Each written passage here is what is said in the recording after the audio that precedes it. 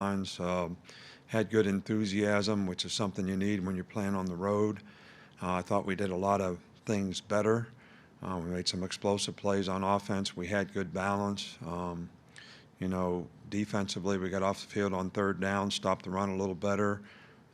Still gave up a couple explosive plays and, had a couple ball security issues on offense, but things that we need to clean up. And I think, this time of year is when, players have to, choose to do the things they need to do to continue to improve and get better and create the right habits in practice so that you can not develop the kind of habits that start showing up in the game that are not, necessarily positives for your performance. And nobody feels great this time of year, so you got to kind of choose your energy and let your feelings follow that. And that's something that, we're certainly trying to get our players to understand and be able to do.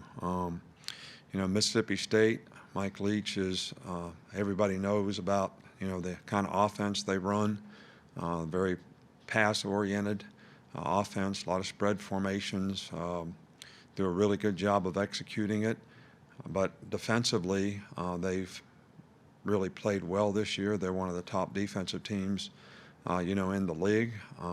Play hard, very physical, got a little different kind of scheme. So this is really going to be kind of a little bit different kind of preparation for us on both sides of the ball relative to what we normally see. So it'll be very challenging for the players, and we definitely need to do a great job of getting them prepared for what they're going to see in this week's game. Okay, we'll start with Charlie Potter. Hey, Coach, just wanted to ask you how you would evaluate your pass rush in the first 5 games. Well, I think, you guys probably look at pass rush as to how many sacks you get. I don't think we've had really good pass rush, but I also think that, when people seven-man protect, which is what they did a lot in the last game, you're not going to get a lot of pass rush with four guys rushing. I think sometimes it's relative to who you're playing against. I definitely think this is an area that we need to improve, and certainly an area that we're going to work hard on because it's going to be important in this game. We'll go to Brett Hudson with Tuscaloosa News. Coach, Slade was a very versatile athlete coming out of high school. What made him fit best at slot, and why do you think he fits that position? Well, Slade's really quick. A lot of guys like Slade, become very effective slot kind of players because they're quick out of a break. They got good initial quickness, really good hands, very smart and heady in terms of their instincts and their ability to make quick decisions. So that's something that fit well for him. I know he played quarterback. He played all over the place in high school. But he's done a good job. He did a good job in the game, and he's one of the guys that I really was referring to when I said a lot of guys had to step up. I guess it's a good lesson for young players that, you're one play away from being in the game, and that's why it's important for you to prepare the way you need to prepare. So, but Slade's got some maturity and has some experience, and really stepped up well for us in the game. Okay, we'll go to Michael Casagrande with AL.com. Just wondering, how have you seen Mac's ability to handle adversity? How's that evolved over the years with him? Mac's shown a lot of maturity in the way that he's played so far. This year, I think the more experience he gets, the more confidence that he has. We've got things that we left some plays on the field, I think, on third down in the game that we certainly need to improve on and work on, because that's been something that's been, a really positive thing for us. But Mac's been able to stay steady. He stays in a good place. Keeps his eyes in the right place, keeps making good choices and decisions, and I think that's when he's most productive, and he's done that on a very consistent basis, all year long. We'll go to Dennis Dodd. Yeah, Nick, what are the expectations for Slade? No one can, replace the guy that might be the best receiver in the country. Well, I don't think – I think you said it. You can't replace a guy like Jalen Waddle in terms of what his ability is, and it's no different than, losing Allen Iverson if you're, guy scores 30, 40 points a game. He's, that kind of impact player. But we can do the things that he can do well, and he doesn't need to be anybody but himself. And we don't put expectations on him. We just want him to be the best player that he can be relative to what he can do. And how can we get some of our other players at the receiver position to step up and also do some things that they're capable of doing that would help us be able to continue to have success with the receivers that we have and the passing game that we've had so far and the balance that we try to create with that passing game on offense. Cecil Hurd. Coach, we haven't had a chance to talk to you since Saturday, and I was just curious if you had the opportunity to talk to Jalen and what he said to you and what the doctors have said to you. Well, I did talk to him after the game. They did the surgery that night. He's been in the hospital since. He's been pretty groggy. He was going to come and see me today, but he just got back, and I'm probably going to talk to him later today or tomorrow. But the surgery was very, very successful. The long-term prognosis for his surgery is very good. Derrick Henry had this surgery here. Kenyon Drake had this surgery here. It's a difficult timetable to know when a guy can come back from something like this. So that's something that's going to be ongoing. But probably 6 to 8 weeks before he can really even start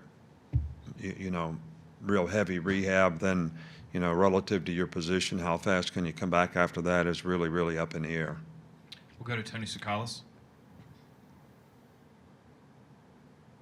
Nick, we saw Javon Baker make his debut the other day. What does he bring to the offense, and is he a guy, one of those guys you were talking about that could kind of step in at receiver? Yeah, Javon is a big catch radius. He's got really good hands. Very physical player. I think with our young guys, the challenge with them has been, you guys have to be able to go out there and know what to do it with confidence, and get some consistency in performance. They're all capable, and those are the guys that we need to show some maturity now and being able to prepare for the game, know what to do, go out there and execute it. So, we can utilize some of the talents that they have, and he's certainly one of the guys that could help us do that. We'll go to Mike Rodak with AL.com. Similar to the last question, but Bryce and Trey Sanders also saw some time on Saturday. Just what did you see out of them when they were on the field? I thought Bryce did a good job of handling the situation that he was in, and we really wanted to try and continue to try to get him some experience. I think he showed a lot of improvement from the first game that he played in up at Missouri in terms of his poise, and made a couple third down conversions that showed a lot of poise. Trey Sanders played well in the game, was explosive, had some good runs, somebody that we're going to have to continue to utilize his abilities, I think, now, and some other phases of the game as well. Go to James Ogletree. Yeah, Coach, it's been pointed out the difference between how effective defenses are at stopping Mississippi State in their air raid versus when they play zone as opposed to man. Why do you think that is such a strong or such a stark difference when playing zone? It seems to be more effective there. Well, I think their concepts on offense are, this is one of the, I don't know what the best word to describe it. I don't know. It's not really exotic, but it's really, really a good system in terms of how they spread you on the field, the pattern concepts that they use, and I think that they do a really good job of coaching the quarterback when it's man-to-man and when it's zone, and how to take advantage of that. I think that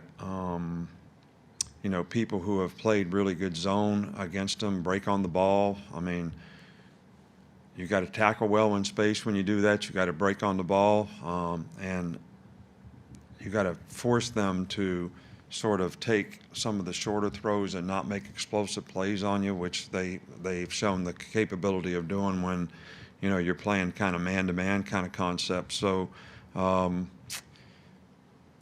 I can't tell you exactly why that is, but when you're that spread out on the field and they've got 5 guys going out for a pass all the time and you're horizontally stretched like you are, you know, when you play man-to-man, if somebody gets beat, you got an issue, and when you play zone, you got a better chance to play inside out and break on the ball. Okay, we'll finish up with Steven. Hey, Coach, when Byron Young enters the game, he has a lot of energy, makes plays in the backfield. What does he bring to a growing defensive line? Well, Byron has really played well for us this year. I think he's lost some weight. He's got his quickness back. He shows a little more movement ability than some of the other guys that we have. And, you know, I really do like the way he played, especially in this last game. So we certainly need some help, especially with, you know, LeBron Ray still very questionable as to when he's going to come back. You know, Byron, you know, gives us a little mobility that we're certainly going to need, especially in a game like this. All right, Coach, that's all we got. Thank you. Thank you.